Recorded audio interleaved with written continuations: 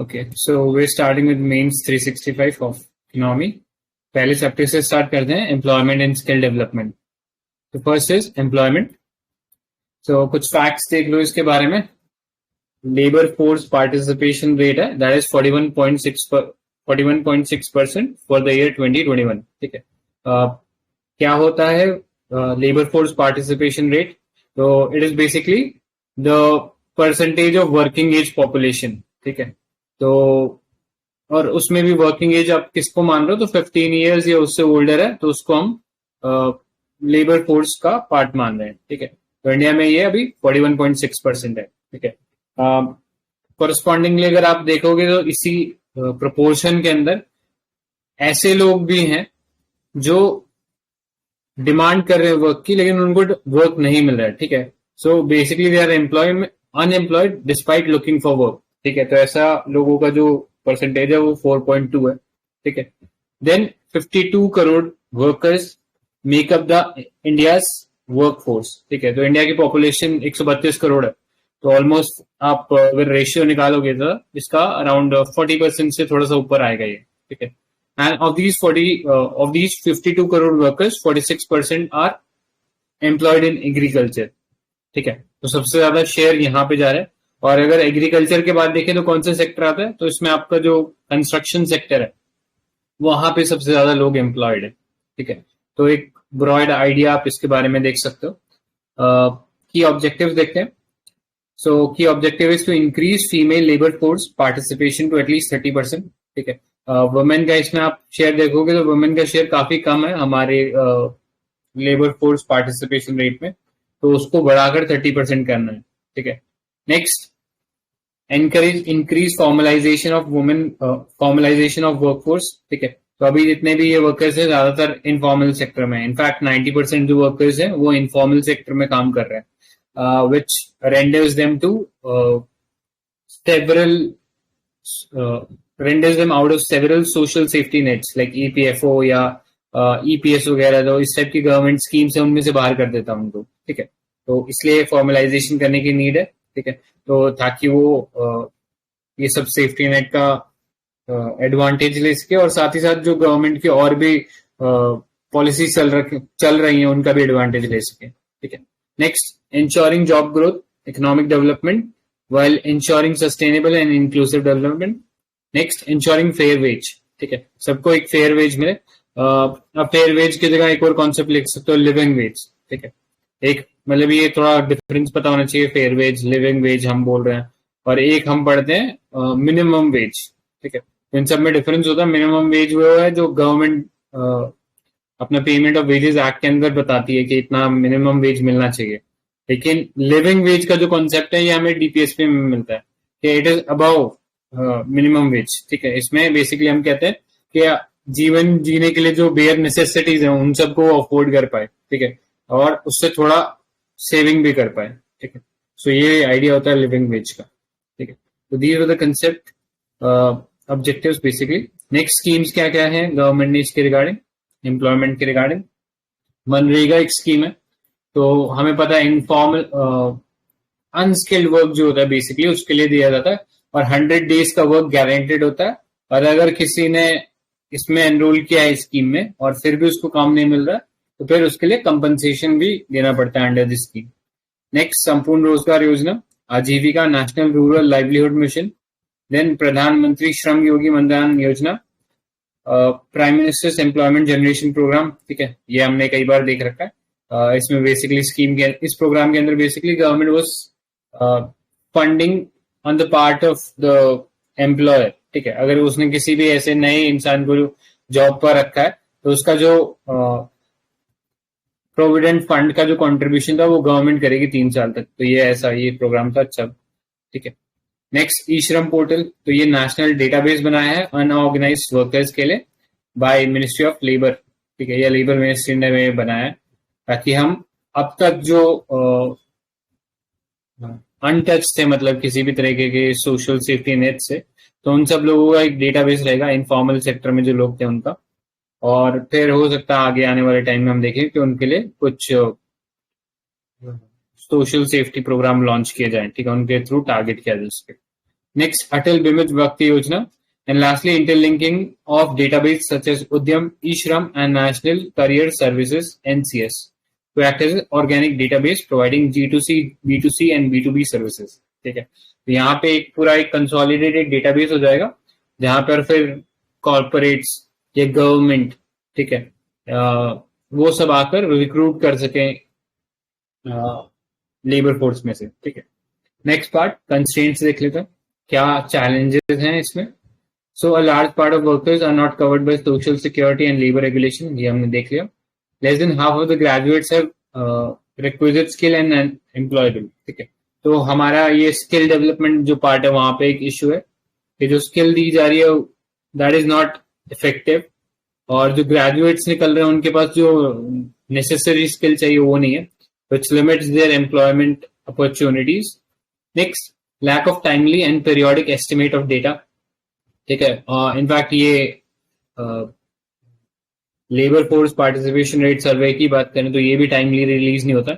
Often there are delays, ठीक है, and लंबे डिलेज होते हैं जिसके चलते शायद हमारा जो टारगेटेड इंटरवेंशन होना चाहिए वो इफेक्टिवली वर्क नहीं कर पाता. Next, low participation of women. ठीक है, वो है, या feminisation of low paying jobs आप बोल सकते हो. ठीक है, कि जो लो पेइंग जॉब्स है वही वुमेन रिस्ट्रिक्टेड है, हाई पेइंग जॉब्स में वो आ ही नहीं पा रही है. नेक्स्ट, डिक्लाइन इन, हाँ करेक्ट, फेमिनाइजेशन ऑफ पॉवर्टी बोलो, या स्पेसिफिकली जैसे हम ये वाला टॉपिक एम्प्लॉयमेंट के पर्सपेक्टिव से करें ना, तो उनका फेमिनाइजेशन लो पेइंग जॉब में हो गया है कि जैसे नर्सिंग वगैरह इन सब में ही रेस्ट्रिक्ट रह गया. राइट.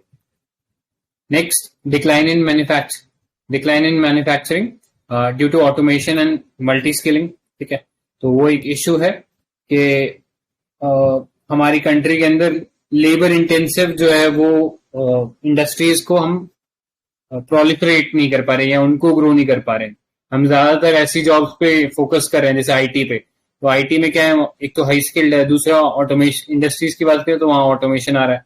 ठीक है, तो वो एक इशू है.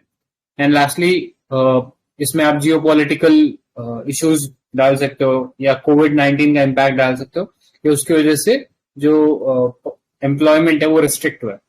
नेक्स्ट, वे फॉरवर्ड क्या हो सकता है, एनहांस स्किल एंड अप्रेंटिसशिप. ठीक है, through initiative like labour market information system. तो अप्रेंटिसशिप पता ही होगा, बेसिकली एक स्किलिंग प्रोग्राम होता है. मतलब इसमें पेमेंट भी दिया जाता है लेकिन लार्जली स्किलिंग के ऊपर बेस होता है. तो नेशनल अप्रेंटिस स्कीम है एक, उसके बारे में आप यहाँ पे लिख सकते हो. तो वो स्किल बढ़ाने के लिए है. Simplification modification of labour law जो अभी किया गया है. Improve data collection of periodic labour force सर्वे. ठीक है, तो हम क्या कर सकते हैं कि इसमें हाई फ्रीक्वेंसी इंडिकेटर्स का इस्तेमाल कर सकते हैं. अभी जो डेटा है वो बहुत लंबे समय में कलेक्ट किया जाता है. ठीक है, rather than going for those data हम कोई हाई फ्रीक्वेंसी इंडिकेटर्स को पकड़ सकते हैं एंड उसके बेसिस पे हम टारगेटेड इंटरवेंशन टाइमली डिलीवर कर सकते हैं. ठीक है, streamline industrial regulation to increase formalisation, better enforcement of wage regulation and ceiling, and lastly enhance occupational safety and health in every sector of the economy. Okay. So this was about employment opportunities in the economy. इसमें किसी को कुछ add करना है क्या?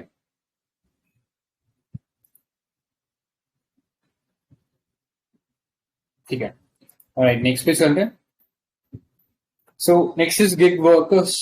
ठीक है, तो अभी ये रिपोर्ट आया था नीति आयोग का जिसमें ये चीज बोला. रिपोर्ट का टाइटल ये था, India booming gig and platform economy. ठीक है, तो अभी हमने देखा था पिछले 1-2 सालों में ये गिग इकोनॉमी पे बहुत ज्यादा फोकस है.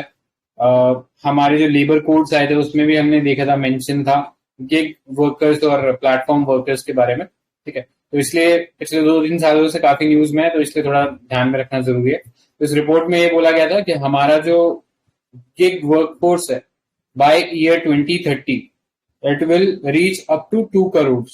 ठीक है, 2.35 करोड़ होगा, बट रफली ऐसा रख सकते हो कि 2 करोड़ से ऊपर चला जाएगा. ठीक है, सो गिग वर्कर कौन होता है? So it is basically a person who is being employed out of traditional employer employee relationship. ठीक है, कि जो ट्रेडिशनल एम्प्लॉयर एम्प्लॉय रिलेशनशिप होता है उसमें बेसिकली क्या होता है, एक कॉन्ट्रैक्ट होता है, जहाँ पे आप जब कॉन्ट्रैक्ट में एंटर करते हो तो फिर कुछ आपके ऊपर ऑब्लिगेशन होती है और आपके एम्प्लॉयर के ऊपर भी आपकी तरफ कुछ ऑब्लिगेशंस होती हैं, ठीक है। जैसे अगर आपको अचानक से निकाल नहीं सकता जॉब से, उसको कुछ नोटिस देना पड़ेगा। लेकिन ये सब चीजें जो है ये गिग वर्कर को नहीं लगती है। यहाँ पे जो लोग काम करते हैं उनके पास एक फ्लेक्सिबिलिटी रहती है, ठीक है, कि वो अपने मन चाहे टाइम पे वर्क कर सकते हैं और कभी भी वो चाहे तो वो निकल सकते हैं, ठीक है। उनको पहले कोई नोटिस देने की जरूरत नहीं है। सिमिलरली कंपनी पे भी यही चीज लागू होती है, उनको भी कोई नोटिस एज सच देने की जरूरत नहीं है, ठीक है। तो गिग वर्कर, ये आपको डेफिनेशन कहाँ मिलेगा, तो कोड ऑन सोशल सिक्योरिटी, जो लेबर कोड हमने डिस्कस किया उसके अंदर बेसिकली डिफाइन करा हुआ है कि गिग वर्कर क्या है, ठीक है। So this is gig worker, a person who works and participate in work arrangement and earn from such activities outside traditional employer employee relationship, ठीक है। तो ये बकायदा पूरा डेफिनेशन है, उसको याद रख लोगे तो ज्यादा बेटर रहेगा, लिखने में थोड़ा अच्छा लगता है कि आपने किसी ऑथेंटिक सोर्स से इस चीज को लिखा है। सो with a half a billion labor force, India has already emerged as one of the largest countries of gig worker due to pandemic, rising factors like urbanization, access to internet, digital technology, smartphone, startup culture, freelancing platform, fintech platforms का growth कह सकते हो। तो इनकी वजह से हम देख रहे हैं कि गिग इकोनॉमी में बहुत राइज देखने को मिल रहा है। अब बेनिफिट क्या है, तो benefit of gig economy can be considered as three fold, consumer side से, वर्कर साइड से और बिजनेस साइड से, ठीक है। तो कंज्यूमर को क्या बेनिफिट होगा, उसको अपने गुड चीपर मिलेंगे, ठीक है। अब जो ट्रेडिशनल सिस्टम था उसके आने के बजाय आप ये गिग वर्कर्स को एम्प्लॉय करो जो कि काफी चीप रेट पे मिल जाएगा, तो अल्टीमेटली प्रोडक्ट भी चीप होगा, ठीक है, क्योंकि उसका लॉजिस्टिक चीप हो गया। तो अल्टीमेटली कंज्यूमर को वो चीपर मिलेगा, ग्रेटर कन्वीनियंस मिलेगा, ठीक है, क्योंकि उससे पर्सनलाइज सर्विसेज वगैरह मिल सकती है। Increase consciousness on consumers demand, ठीक है। तो लोगों को भी थोड़ी समझ में आएगी कि क्या क्या सर्विसेज उनकी तरफ अवेलेबल है।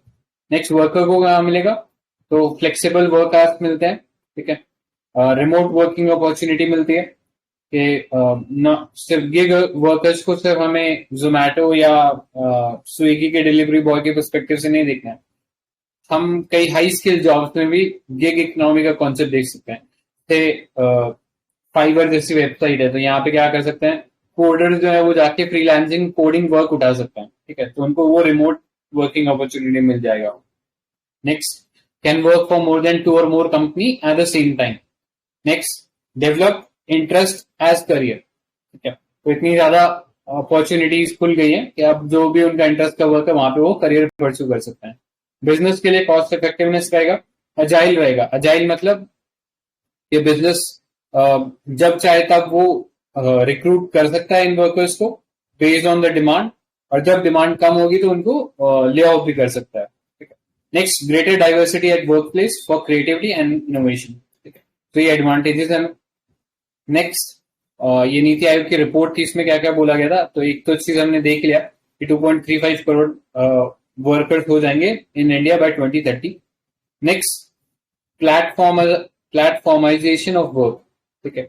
अब हम देख रहे हैं कि कंपनीज जो है वो थोड़ा एजाइल होना चाहती हैं, स्पेशली आफ्टर द कोविड-19, ठीक है। जब रिमोट वर्किंग स्टार्ट हुआ तो कंपनीज को भी ये रियलाइज हुआ कि हमारा जो बहुत सारा जो काम है हम उसको आउटसोर्स कर सकते हैं या गिग वर्कर को एम्प्लॉय कर सकते हैं टू डू दैट वर्क, ठीक है।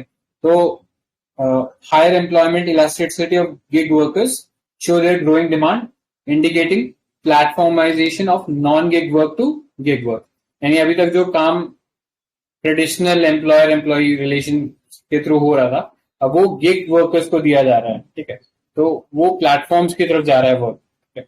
जैसे अर्बन क्लैब का एग्जाम्पल ले सकते हो कि अभी तक क्लीनिंग के लिए हम डेडिकेटेड स्टाफ रखते थे कंपनीज, लेकिन अब क्या है, आप गिग वर्कर्स को एम्प्लॉय कर सकते हो उसको करने के लिए।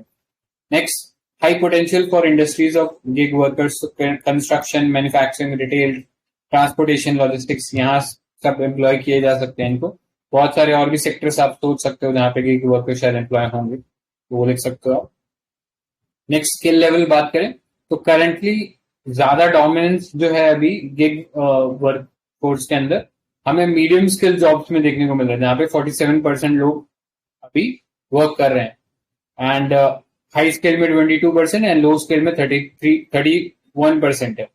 ठीक है, लेकिन ये रिपोर्ट इस बारे में भी बात करता है कि स्किल का पोलराइजेशन होगा, इन द सेंस कि जो डोमिनेशन है मीडियम स्किल वर्क फोर्स का वो कम होगा और उसकी जगह ग्रोथ होगा लो स्किल्ड और हाई स्किल्ड का। ठीक है, ये स्किल पोलराइजेशन का कॉन्सेप्ट भी ये रिपोर्ट के अंदर दिया गया था। नेक्स्ट इश्यूज क्या फेस करता है, तो ये हम सबको पता ही है, सोच ही सकते हैं कि लैक ऑफ जॉब सिक्योरिटी है, इरेगुलर वेजेस है, अनसर्टेन एम्प्लॉयमेंट स्टेटस है, उनको कभी नहीं पता कि कब कंपनी जो है वो ले ऑफ कर देगी। ठीक है, सो इससे इल इफेक्ट क्या होते हैं, this will increase stress and pressure on the employee, ठीक है, जो वर्क कर रहा है। Next, limited access to internet and digital technology. ठीक है, सो ज्यादातर आप देखोगे ये गिग वर्किंग का जो कॉन्सेप्ट है it is limited to tier 1 और टीयर 2 सिटीज। रूरल इंडिया के अंदर अभी तक ये पेनिट्रेट प्रॉपरली नहीं कर पाया। Next, denial of work place protection and entitlements. ठीक है, क्योंकि वो ट्रेडिशनल सेटअप में नहीं है, तो उनको जो प्रोटेक्शन थे एंड एंटाइटलमेंट्स होते हैं वर्किंग के, वो सब नहीं मिलते। एंड नेक्स्ट इज एक इंपॉर्टेंट पार्ट है इसमें, stress due to pressure from algorithmic management and performance elevation valuation. ठीक है, अब आपके ऊपर कोई जैसे ट्रेडिशनल सिस्टम में क्या होता है, आपके ऊपर कोई एक मैनेजर होता है जो आपका काम इवेल्युएट करता है, लेकिन गिग वर्किंग में मोस्टली ये काम जो है एल्गोरिथम्स कर रहे हैं। ठीक है, सो वो एक तरीके का स्ट्रेस प्रोड्यूस करता है। ठीक है, कि आपके पास अपना केस रिप्रेजेंट करने का कोई प्लेटफॉर्म या कोई ग्रीवेंस जो है अपना उसको रिड्रेस करने का एक प्रॉपर मैकेनिज्म नहीं है। ठीक है, आप सॉफ्टवेयर से जाके ये अपील नहीं कर सकते कि हाँ मेरे को ये इश्यू था या ये इस कारण से मैं अपना काम नहीं कर पाया, तो ये सब चीजें आप नहीं कर पाओगे। आपका जो वर्क का जो जजमेंट है वो एक एल्गोरिदम करने वाला है। ठीक है, सो वो अपने आप में एक प्रेशर क्रिएट करता है एम्प्लॉय के ऊपर। Next, recommendation from NITI Aayog, तो ये थोड़ा सा इंपॉर्टेंट है, इसको देख लेना। Proper estimation of gig workers. ठीक है, अभी हमारे पास क्योंकि देखो ट्रेडिशनल सेटअप के अंदर है नहीं, ना ये फॉर्मल वर्कफोर्स में आते हैं, ना प्रॉपरली इनफॉर्मल वर्कफोर्स में बोल सकते हैं इनको। ठीक है, सो एक नया इमर्जिंग एरिया कह सकते हैं।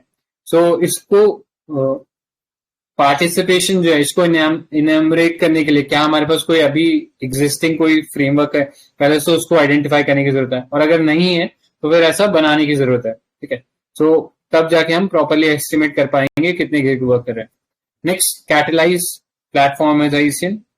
ठीक है, हम लोग जो स्टार्टअप्स हैं खासकर उनको प्रमोट कर सकते हैं कि वो प्लेटफॉर्माइजेशन पर जाएं, जहां पे वो इजीली रिक्रूट कर सकें और इजीली ले ऑफ कर सकें। ठीक है, तो स्टार्टअप जो हमें पता ही है कि इनिशियली काफी नेसेंट होते हैं।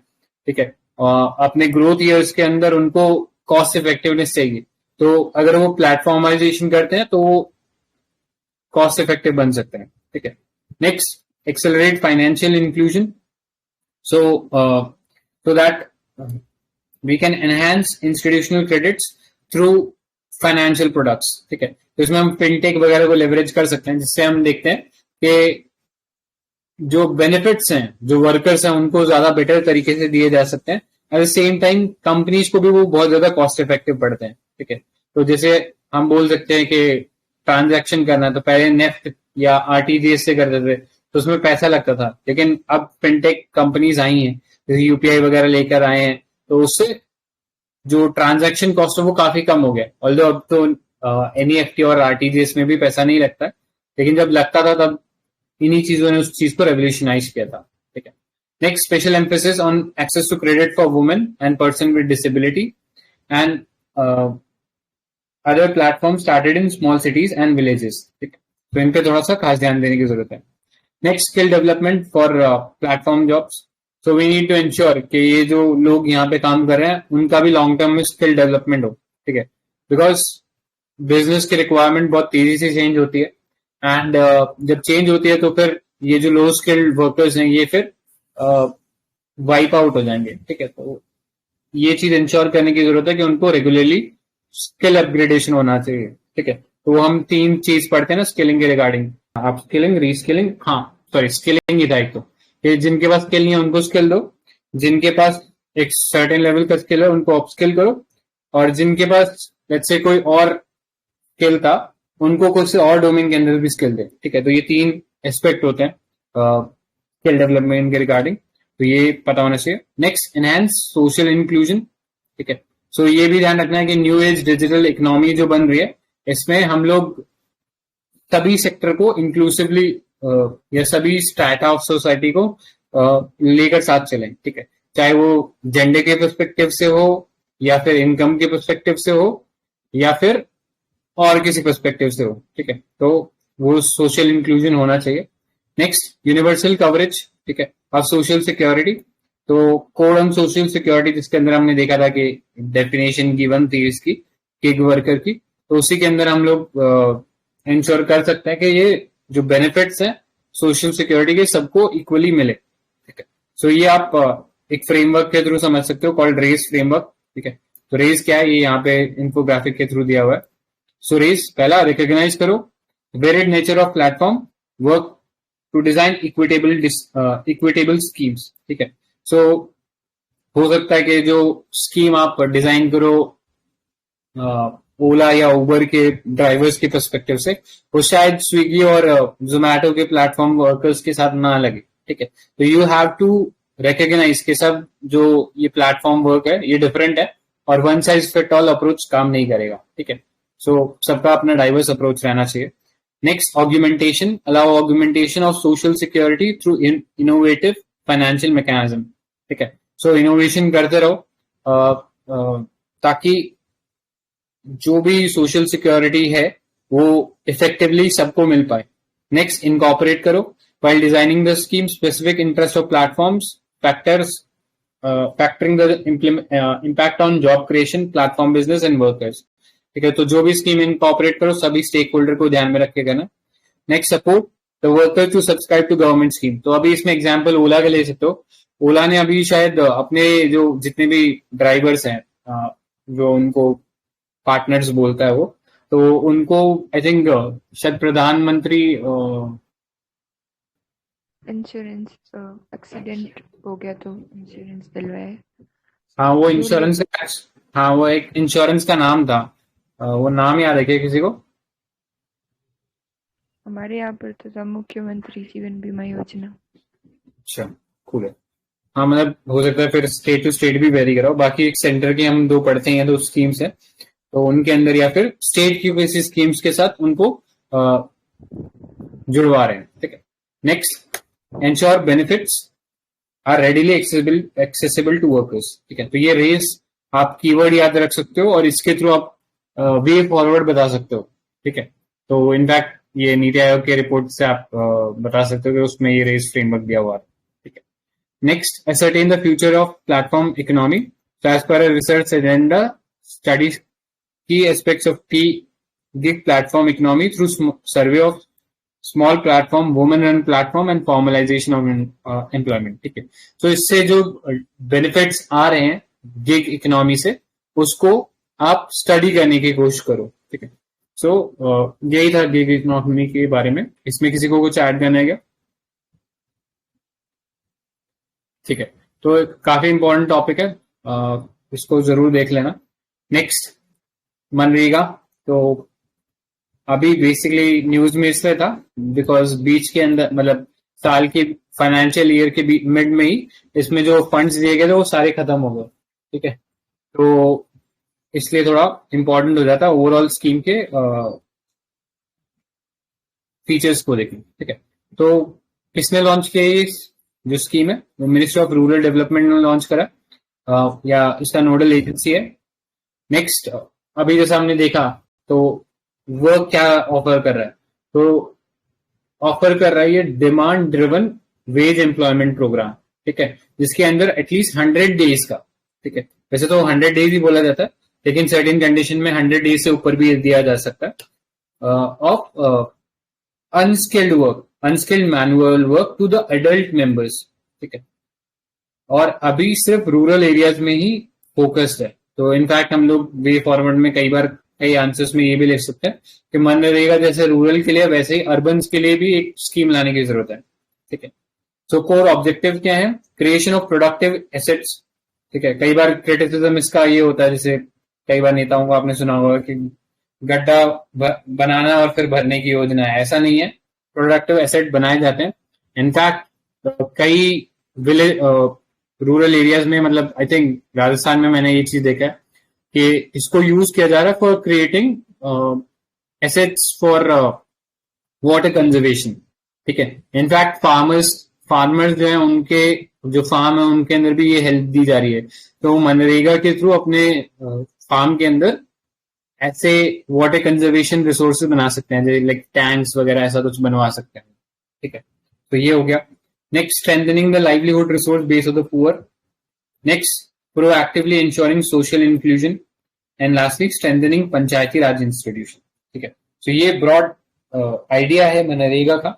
एंड अगर इसको एसेस करना चाहो इन शॉर्ट, तो यू कैन से कि एक bottom up, people centred, self selecting and right based programme है, ठीक है। तो आई थिंक बॉटम तो पता ही है कि डिमांड ड्रिवन है, कि अगर लोग डिमांड करते हैं तो वो वर्क मिलेगा। पीपल सेंटर्ड के पीपल सबसे सेंटर में है इसके। सेल्फ सेलेक्टिंग, आप सिलेक्ट कर सकते हो कि आपको कब काम करना है, ठीक है।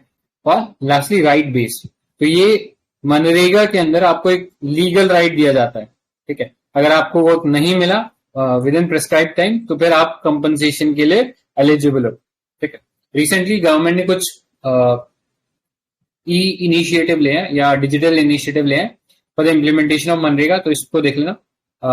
MNREGA tracker by using governments management information system data, ठीक है। नेक्स्ट, नरेगा सॉफ्ट, तो local language enabled work flow based e governance system, ठीक है। तो वर्क फ्लो क्या होता है? बेसिकली जो हायरार्की है पूरे ये मनरेगा को जो इम्प्लीमेंट करने वाली, तो उसका जो वर्क फ्लो होता है कि ये फाइल आगे किसके पास जाएगी, ठीक है। तो सरकारी काम के अंदर ऐसा होता था कि एक फाइल एक ऑफिसर के या एक क्लर्क के थ्रू दूसरे क्लर्क के पास जाती थी। अब ये चीज मैनुअली करने की जरूरत नहीं है, सीधा डिजिटली ये चीज हो जाएगा कि अगर एक ने काम किया, अप्रूव किया, तो फाइल ऑटोमेटिकली दूसरे इंसान के पास चली जाएगी, ठीक है। तो ये basically e governance workflow हो गया। तो इसमें master roll, register, application, job card etcetera सब आपको एक ही जगह मिल जाएंगे, ठीक है। Next, project life MNREGA which aims to promote self reliance and improving the skill of MNREGA worker, ठीक है। तो अभी हमने देखा अनस्किल्ड वर्क ही दिया जा रहा है मनरेगा के अंदर, लेकिन कोशिश ये है कि मनरेगा के थ्रू लोगों को स्किल किया जाए ताकि बाद में इसमें हायर स्किल या मीडियम स्किल जो जॉब्स है वो भी इनकॉर्पोरेट किए जा सके। तो ये था एक broad idea. Next, asset created under this programme include work related to natural resource management, water conservation, land development, irrigation, etc. Social audit, तो इसमें एक important aspect होता है कि इसमें social audit भी करना होता है। So it creates accountability of the performance, especially towards immediate stakeholder. जो भी पंचायती राज के जो लोग हो गए या फंक्शनरीज हो गए या जो स्टेट गवर्नमेंट के जो भी फंक्शनरी हो गए जो इम्प्लीमेंट कर रहे थे इन स्कीम्स को, उनकी डायरेक्ट अकाउंटेबिलिटी सोशल ऑडिट के थ्रू इंश्योर हो जाती है, ठीक है। स्ट्रेंथ क्या है मनरेगा की? तो एड्रेस कर रहा है इनफॉर्मल इकोनॉमी, ठीक है। अभी खासकर कोविड-19 में हमने देखा था एक ऑल्टरनेटिव एम्प्लॉयमेंट अपॉर्चुनिटी बन गया था सभी के लिए, बैकबोन बन गया रूरल इकोनॉमी के लिए by providing a supplementary means of livelihood and then bottom up approach. Challenges की बात करो, जो कि सबसे इम्पोर्टेंट शायद एस्पेक्ट है इस प्रोग्राम का, तो पहला है issues of fake job cards, ठीक है। तो कई बार लोग क्या करते हैं, गोस्ट बेनिफिशियरी बना लेते हैं, ठीक है। नकली जॉब कार्ड बनाकर कोई और जो है वो बेनिफिट्स पा रहा होता है, ठीक है। तो गोस्ट बेनिफिशियरीज कह सकते हो।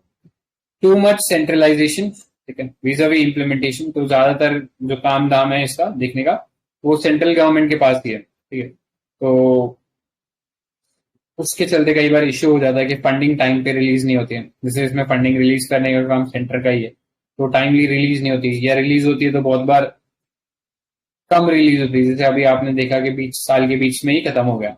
Next, faulty implementation, इनएडिक्वेट social audit है, लोगों को अभी अवेयरनेस ही नहीं है कि सोशल ऑडिट क्या है, तो उसके चलते जो अकाउंटेबिलिटी वाला पार्ट था वो इंश्योर हो ही नहीं पाता। इनएडिक्वेट एलोकेशन, रिपीटेड पेमेंट डिले। ठीक है, अभी रिसेंटली जो मनरेगा के बेनिफिट्स है इसको डीबीटी की तरफ दिए, थ्रू डीबीटी ये दिए जाने लगे हैं। ठीक है, तो डीबीटी में भी हमने देखा था कि इंक्लूजन एक्सक्लूजन एरर है, तो उसके चलते बेनिफिट्स टाइम पे आ नहीं पाते हैं, या कई बार गवर्नमेंट की साइड से ही डिले हो जाता है।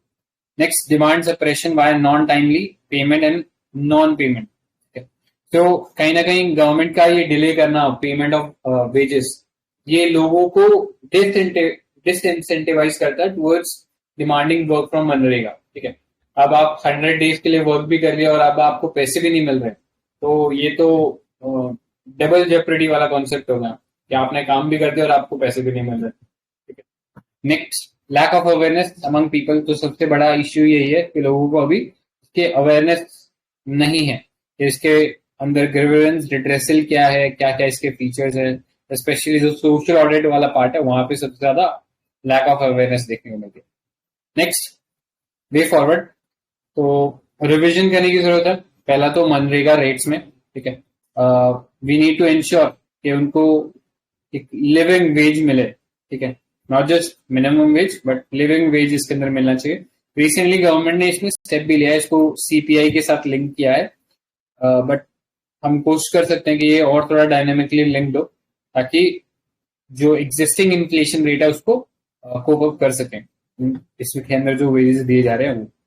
नेक्स्ट, प्रॉपर बजटरी एलोकेशन होना चाहिए, टाइमली पेमेंट होना चाहिए, पार्टिसिपेटरी टेक्निक्स होना चाहिए, such as process influencing mapping can be used to create a better understanding of intricacy of implementing large scale programs। ठीक है, तो अभी आई थिंक हमने एक पॉलिटी में स्कीम भी पढ़ी थी, सबकी स्कीम सबका विकास करके, राइट। तो या पीपल्स प्लान कैंपेन करके एक स्कीम था, तो उसमें बेसिकली यही था कि गांव के जितने भी लोग हैं वो सब एक जगह आएंगे और एक विलेज डेवलपमेंट प्लान देंगे। ठीक है, जो कि आगे जाके एक प्लेटफॉर्म पे डाला जाएगा। तो सिमिलरली जब स्टेक होल्डर पार्टिसिपेट करते हैं तो ऑटोमेटिकली वो ज्यादा बेटर लोकल नीड्स के अकॉर्डिंग जो डेवलपमेंट डिमांड है या डेवलपमेंट नीड है उसको एड्रेस कर सकते हैं। ठीक है, या उसको आगे तक पहुंचा सकते हैं। पार्टिसिपेटरी होना चाहिए। Next, expanding the ambit of permissible work. तो अभी जो वर्क है वो ज्यादातर अनस्किल्ड एरियाज में ही लिमिटेड है, उसको सेमी स्किल्ड या हाई स्किल्ड ऐसे कुछ वर्क्स भी धीरे धीरे इसमें इनकॉर्पोरेट करना चाहिए। स्किलिंग ऑफ मनरेगा वर्कर्स, ठीक है, better work place for women workers, तो उनके लिए भी ध्यान रखना है कि जो वर्क प्लेस पे सिक्योरिटी ट्रेडिशनल सेटअप में वुमेन को मिलती है वो मनरेगा के अंडर भी मिले। यूज ऑफ टेक्नोलॉजी लेवरेज कर सकते हो, like e master rule, drone survey technology, so as to improve vigilance.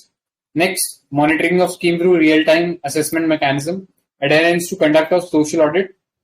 Next, proper use of ombudsman person app to ensure transparency accountability। ठीक है, तो ये कुछ स्टेप्स थे या डिटेल्स थी रिगार्डिंग मनरेगा। इसमें किसी को कुछ और ऐड करना है क्या? तो अभी मनरेगा स्कीम है ना, वो लॉन्च हुआ है कि नहीं हुआ अब तक, कुछ आइडिया है? नहीं सर, अभी लॉन्च नहीं हुआ, बस बात चल रही है। तो आई थिंक वे फॉरवर्ड में आना चाहिए कि मनरेगा लाइंस पे अर्बन के अंदर भी इस टाइप का स्कीम हम ला सकते हैं। ठीक है, और कोई डिटेल कोई ऐड करना चाहता?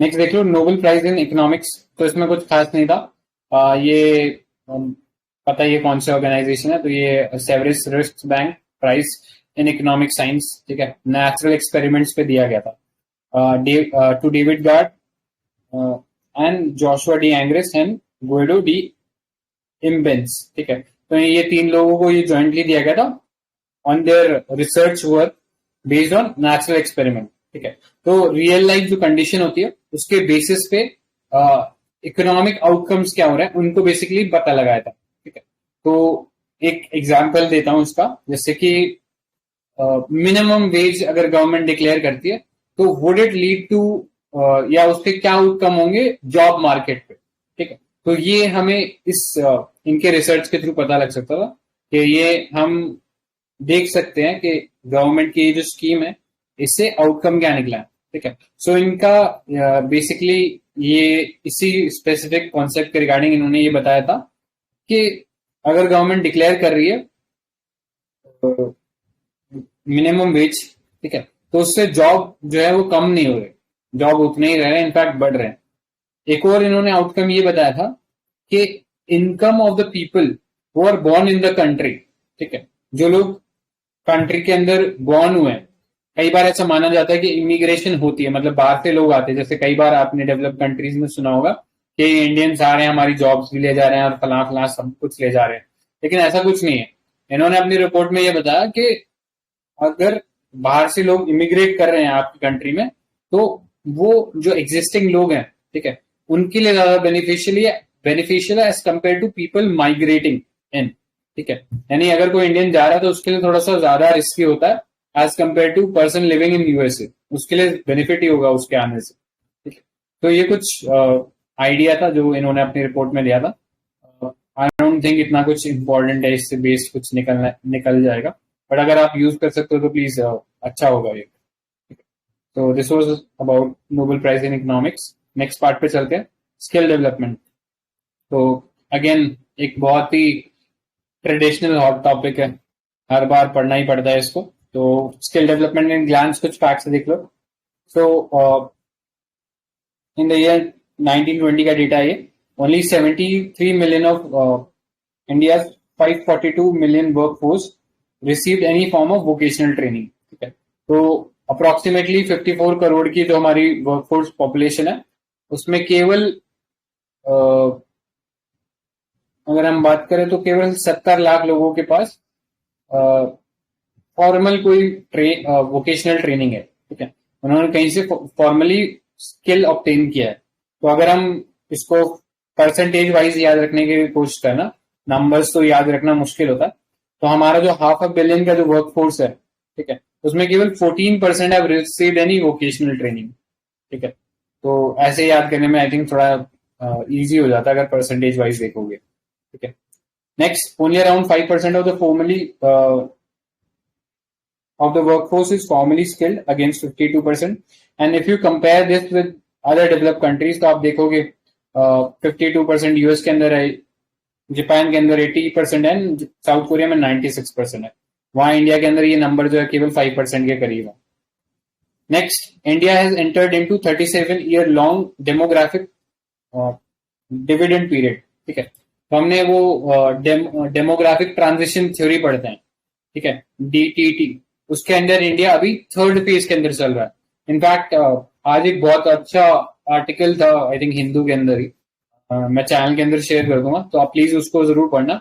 वो पॉपुलेशन जो स्टडीज है, जो हमारे GS1 का टॉपिक है, और स्किल डेवलपमेंट का जो टॉपिक है, दोनों में लग सकता है, ठीक है, तो उसको जरूर रीड करना।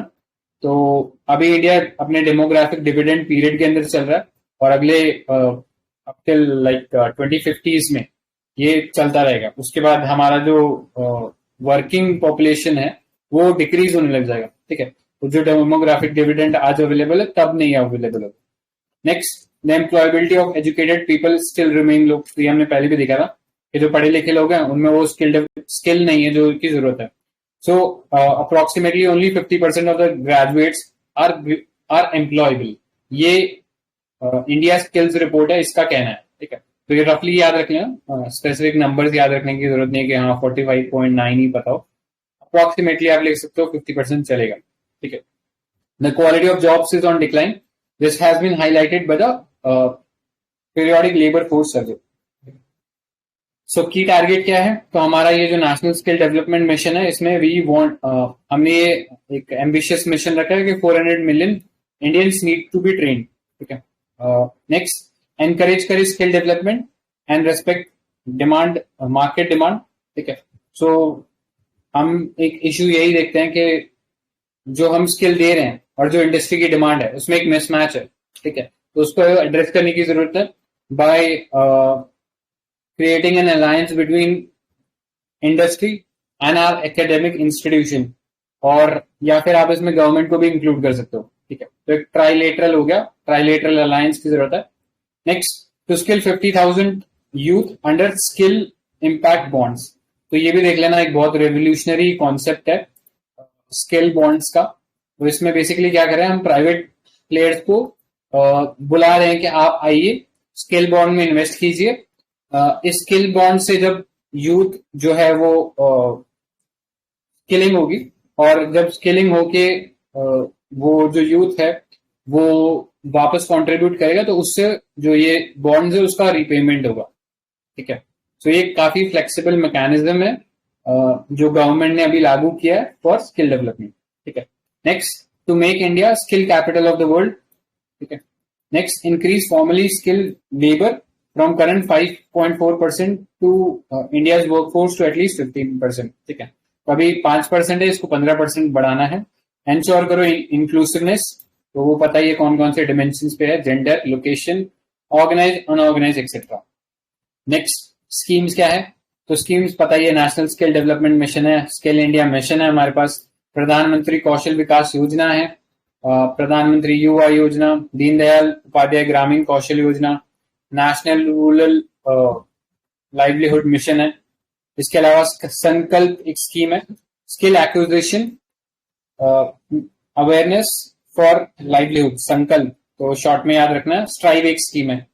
तो अभी इतना टाइम नहीं है कि हम ये छोटी छोटी स्कीम्स को देखें, तो जनरली बस ये याद रखो, स्कीम्स के नाम पता होंगे तो आप अपने आंसर राइटिंग में इसको डाल पाओगे। ठीक है, next, smart skill management accreditation and of training centres. ठीक है, अगेन एक स्कीम है। निपुण एक स्कीम है, जिसमें हम, निपुण स्कीम काफी इंपॉर्टेंट है बिकॉज यहाँ पे हम कंस्ट्रक्शन वर्कर्स पे खासकर ध्यान दे रहे हैं। ठीक है, तो इनफॉर्मल वर्कर्स को एक तरीके से एम्पावर करने के लिए ये स्कीम है निपुण, ये याद रखना। Next, national policy for skill development and entrepreneurship and other instrument like skilled impact bond. ठीक है, तो स्किल इम्पैक्ट बॉन्ड अभी हमने देखा ही है क्या होता है।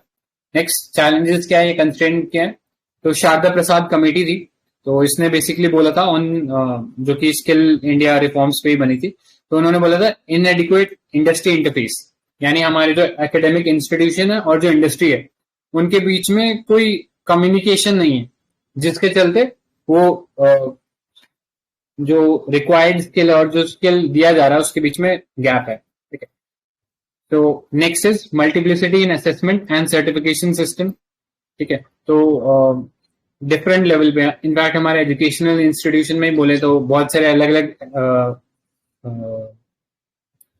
सर्टिफिकेशन सिस्टम है, जैसे नैक हो गया, एनएसीसी, फिर और भी कई सिस्टम ला दिए हैं, जैसे अटल रैंकिंग सिस्टम भी है एक।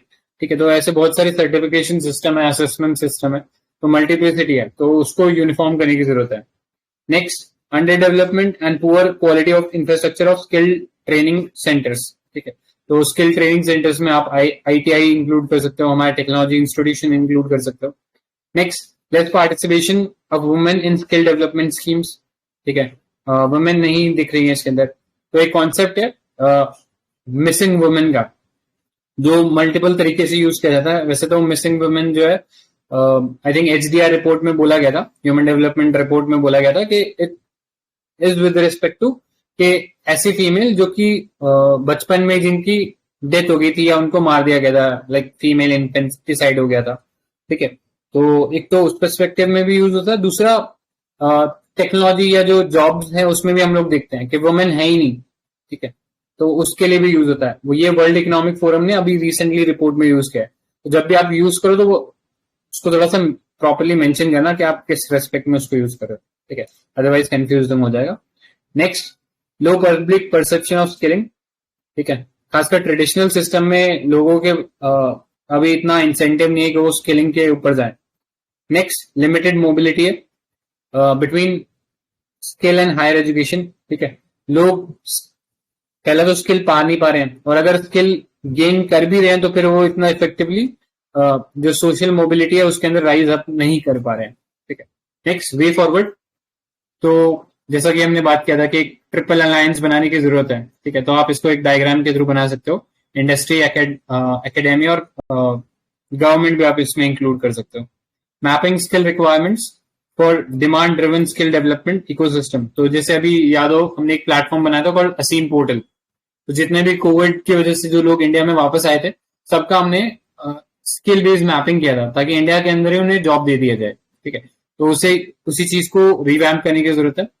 Next, mainstreaming skill development, standardisation of certificate, alternative financial sources हम ला सकते हैं, तो आप इसमें CSR, कैंपा वगैरह, MPLAD, मनरेगा वगैरह यूज कर सकते हो.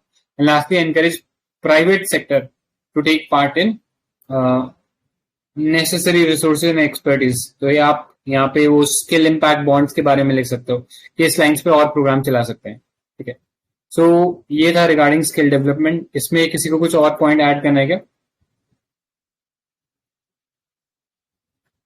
ठीक है, सो काफी इंपॉर्टेंट टॉपिक था, देख लेना इसको. Next, economic and inclusive growth. तो अभी ये नेशनल स्टैटिस्टिकल ऑफिस जो है, जो मिनिस्ट्री ऑफ मॉस्पी के अंडर है, उसने रिलीज किया है first advance estimate of GDP for the year 21-22 with a GDP growth rate pegged at 9.2%. ठीक है, तो एडवांस एस्टिमेट है 21-22 के लिए. ठीक है, बार बार हम देखते हैं रिवाइज आता है, फिर रिवाइज के बाद एक्चुअल आता है. ठीक है, ऐसे करके आप देखते हो कि ये जीडीपी ग्रोथ रेट बताते रहते हैं. ठीक है, तो जीडीपी ग्रोथ रेट कैलकुलेट कैसे होती है? तो बहुत बेसिक सा है ये हमारा, शायद पहला ही चैप्टर है इकोनॉमी में जहां हम पढ़ते हैं. तो 3 बेसिस होते हैं, प्रोडक्शन बेसिस होता है, एक्सपेंडिचर होता है, इनकम होता है. ठीक है, तो ये 3 फ्रेमवर्क है जिसको हम लार्जली यूज करते हैं, और ज्यादातर इंडिया के अंदर हम यूज करें तो वो प्रोडक्शन या एक्सपेंडिचर बेसिस पे ही हम लोग जीडीपी कैलकुलेट कर रहे हैं.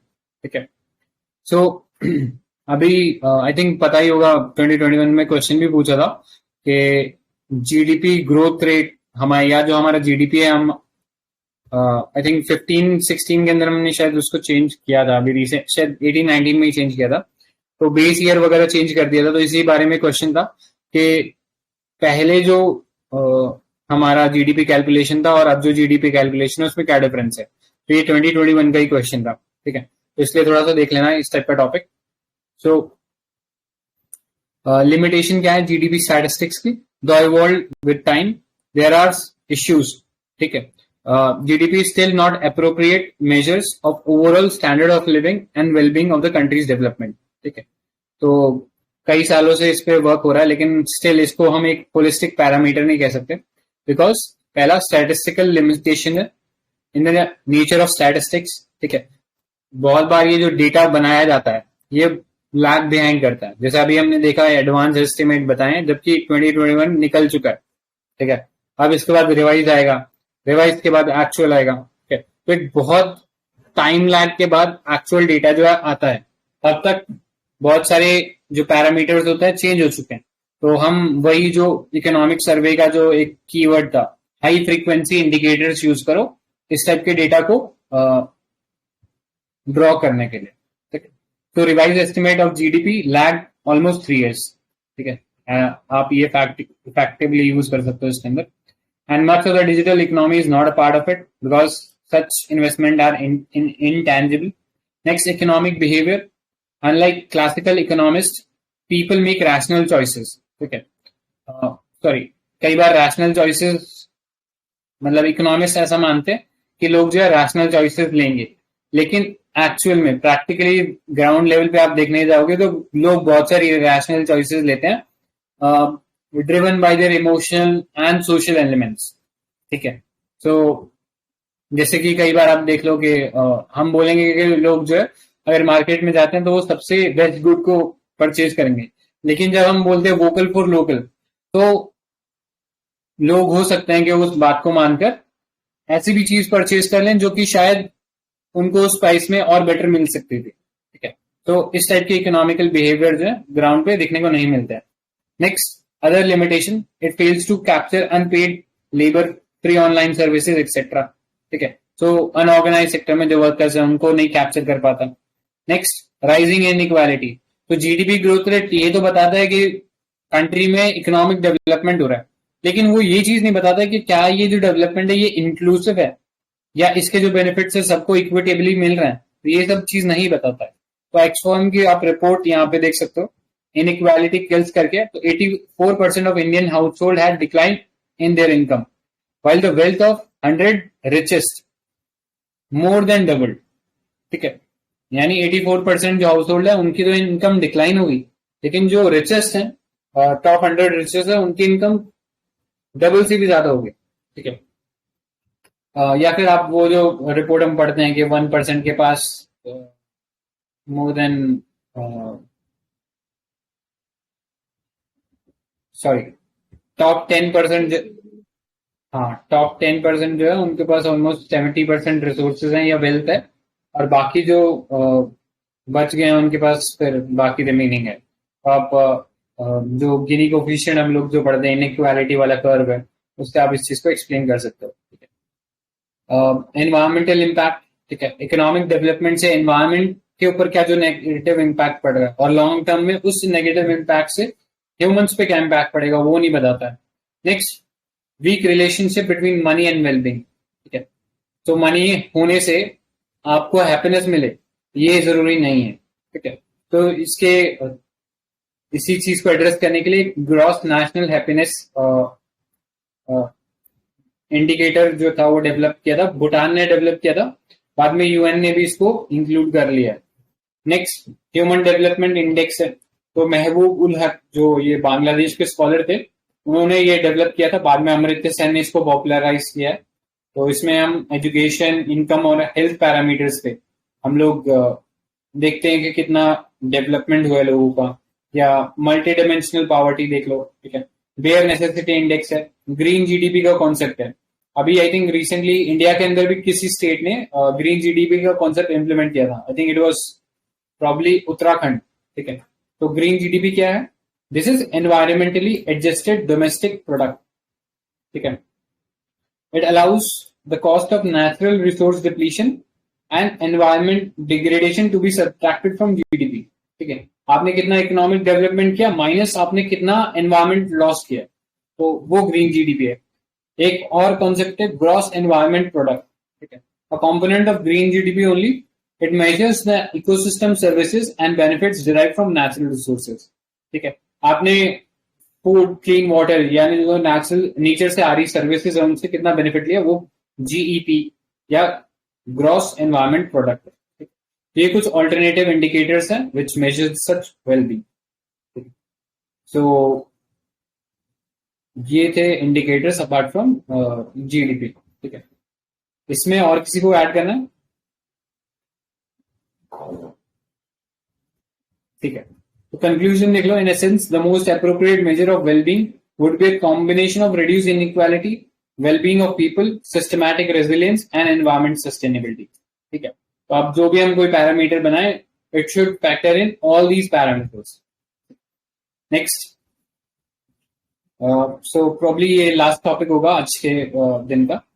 तो पोस्ट पैंडेमिक इकोनॉमी, तो पोस्ट पैंडेमिक अगर हम बात करें क्या क्या चीजें देखने को मिले, तो we are seeing persisting economic slowdown compounded by issues like NPA crisis, transition effect of GST were further aggravated। ठीक है, तो ऑलरेडी जब ये पैंडेमिक आया तो हमारे पास ऑलरेडी हम लोग विटनेस कर रहे थे एक स्लो डाउन, हमारा GDP growth was lower year on year basis पे। फर्दर इकोनॉमिक एनपीए क्राइसिस भी चल रहा था, और जीएसटी से जो ट्रांजिशन करने की वजह से जो इम्प्लीकेशन हुए थे वो और वर्स हो गए। नेक्स्ट, इकोनॉमिक फ्रेजिलिटी थी due to large dependence on service sector. तो हमने देखा कि जब सर्विस सेक्टर शट डाउन हुआ स्पेशली टूरिज्म वगैरह में, तो उसके काफी इम्पैक्ट जो हमारे एम्प्लॉयमेंट एरिया में देखने को मिले। Next, large scale disruption in supply of essential commodity. ठीक है, जिससे पता लगता है कि हमारा जो सप्लाई चेन है it was not resilient in the first place. हम बहुत सारे क्रिटिकल इनपुट्स के चाइना पे डिपेंडेंट थे। ठीक है, इनफैक्ट नॉट ओनली इंडिया, पूरा वर्ल्ड डिपेंडेंट था। Next, high degree of informalisation. हमने देखा कि लार्ज स्केल पे माइग्रेंट्स का मूवमेंट हुआ, और पार्लियामेंट के अंदर ये चीज बोला भी गया कि हमारे पास कोई डेटा ही नहीं उनके मूवमेंट का, जिससे कि पता लगता है कि हमारे पास ये जो इनफॉर्मल इकोनॉमी है इसको एड्रेस करने के लिए अभी कोई डेटाबेस नहीं है। Next, disproportionate impact felt by the poor. ठीक है, तो स्लो डाउन या पैंडेमिक्स आया सबके लिए था, लेकिन उसके जो इम्पैक्ट है, ठीक है, वो वेरिड थे। जो रिच थे they were more better equipped to deal with the pandemic. ठीक है, सो ये आप देख सकते हो। Next, changes happened in the nature of economy. तो क्या क्या चेंजेस आए, मतलब ऐसा नहीं कि सारे खराब ही चेंजेस हुए, कई अच्छे भी चेंजेस हुए। जैसे कि flexibility I in terms of work culture, तो वर्क फ्रॉम होम या रिमोट वर्किंग फैसिलिटीज जो थी वो बढ़ी सभी कंपनीज में। Increase focus on self reliance, हमने पाया कि हमें सेल्फ रिलायंट बनने की जरूरत है, जिसके लिए हमने आत्मनिर्भर भारत प्रोग्राम लॉन्च किया। इंक्रीजिंग डिजिटाइजेशन, तो बिजनेस जो है वो तेजी से डिजिटाइजेशन की तरफ गए।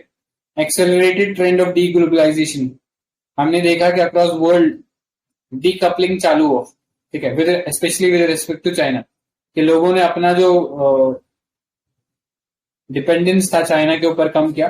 साथ ही साथ कई और इश्यूज देखने को मिले, वैक्सीन नेशनलिज्म देखने को मिला, ठीक है। Next, development of health capacity, तो पीपल या government across the world have realised के हमारा जो हेल्थ इंफ्रास्ट्रक्चर है उसको रेजिलियंट बनाना कितना इंपॉर्टेंट है। इन इंडिया के अंदर ही बोले, हमारे इंडिया के अंदर जीडीपी के रेस्पेक्ट में हेल्थ केयर में स्पेंडिंग बोले तो अराउंड 1.5 से 2% के बीच में वेरी कर सकता है। 2% भी नहीं, 1% से लेकर 1.5% के बीच में वेरी करता है। अभी हमारा टारगेट है इसको एटलीस्ट 3% तक लेकर जाना है, ठीक है। तो ये चीज आप याद रख सकते हो। Next, changes that happened in other sphere, digitalisation of economy translates to digitalisation of society, ठीक है। तो हमने देखा जूम कॉल्स पे पार्टी सेलिब्रेट हुई। Work from home may lead to reimagining urbanisation, तो लोगों का मूवमेंट हुआ है from urban to rural areas, उसमें फॉर्मल इकोनॉमी के लोग भी मूव किए, क्योंकि अब वो वर्क फ्रॉम होम अपने टीयर 2 टीयर 3 सिटीज से भी कर सकते हैं इनफैक्ट, या फिर रूरल एरिया से भी कर सकते हैं। Next, rapid technology penetration in education, e learning हमने देखा। Precaution and habits follow during the pandemic, internalisation of sanitation standards, ठीक है। सब लोगों ने ये सैनिटाइजेशन के जो एस्पेक्ट है इनको इम्बाइब किया है। Increase unemployment due to intensification of social issues, ठीक है।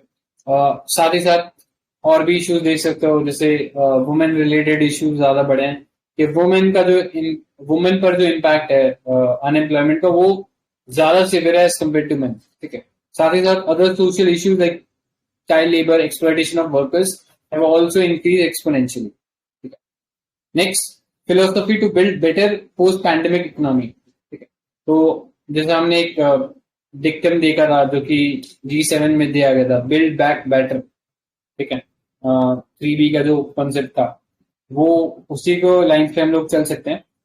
तो first, like what we can do is create a broader destination of economic development encompassing environment, sustainability, rising well-being, reduction of inequality, ठीक है, and systemic resilience. तो जो अभी ऊपर हमने पॉइंट्स देखे थे वही थे, एनवायरमेंट भी सस्टेनेबल रहे, लोग भी लोगों का भी वेलबींग इंश्योर हो, इनइक्वालिटी रिड्यूस हो, और सिस्टम जो है हमारा वो रेजिलियंट बने।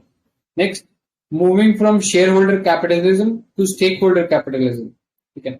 अभी कंपनीज जो क्या है वो अपने जो शेयर होल्डर्स है उनके हिसाब से चल रही हैं, ठीक है। लेकिन अब जरूरत है कि हम स्टेक होल्डर कैपिटलिज्म से, यानी जो एक ब्रॉडर लोग जो हैं जो इम्पैक्ट होते हैं किसी भी कॉर्पोरेट के या किसी भी ऑर्गेनाइजेशन के वर्किंग से, सभी को ध्यान में रखकर हम लोग वर्किंग करें। Focus on building resilience going forward, ठीक है। तो सोशल प्रोटेक्शन हो गया, ग्रीन रिकवरी हो गया, डिजिटल डिवाइड हो गया, इस सब चीजों को एड्रेस करें। Focusing on triple bottom line, तो ये कीवर्ड है, इसको ध्यान रखना। ट्रिपल बॉटम लाइन क्या है? People, profit, planet, 3P approach, ठीक है। ये 3P अप्रोच या ट्रिपल बॉटम लाइन अप्रोच आप एक अच्छा कीवर्ड है जो आप वे फॉरवर्ड वगैरह में इस्तेमाल कर सकते हो, ठीक है। So focusing on these parameter so as to ensure equitable and inclusive growth. Next, making continuous innovation. Okay. Next, measures to ensure smooth and speedy recovery, ensuring food security, direct cash transfer to affected population, participating in weakened supply chain. ठीक है, तो China पे जो dependence है उसको खत्म करने की जरूरत है और डाइवर्सिफाई कर सकते हैं हमारे सोर्सेस को। Public investment in physical and social infrastructure, ठीक है।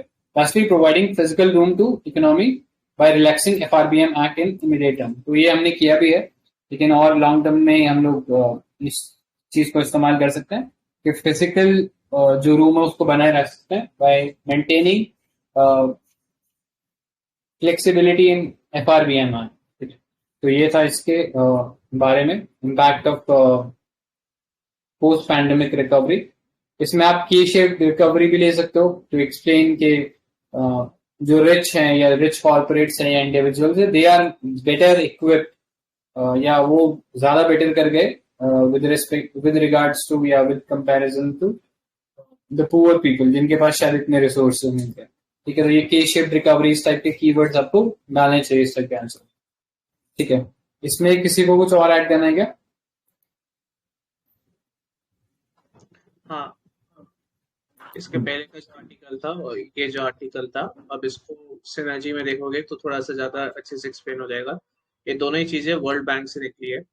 सो वर्ल्ड बैंक ने क्या करा था, प्रेजेंट करा था और उसने की फोकस रखा था हाई फ्रिक्वेंसी इंडिकेटर्स पे। हाई फ्रिक्वेंसी इंडिकेटर्स क्या होते हैं, उनकी 3 कैरेक्टरिस्टिक रहती है। पहली रहती है कि उनको इकोनॉमिक इंडिकेटर्स होना चाहिए, सेकेंड मतलब ट्रेड रिलेटेड, सेकेंड उनको पब्लिश होना चाहिए एक फ्रिक्वेंसी में, एंड थर्ड वो डोमेस्टिक होते हैं।